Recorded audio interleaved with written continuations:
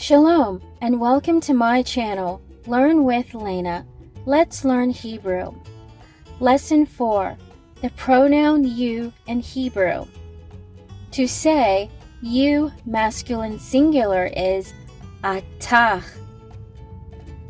Atah.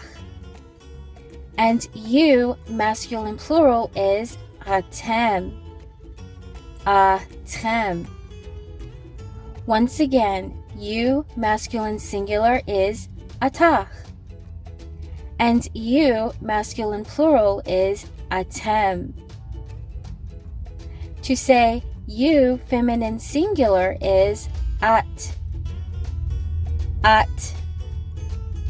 and you feminine plural is aten, aten.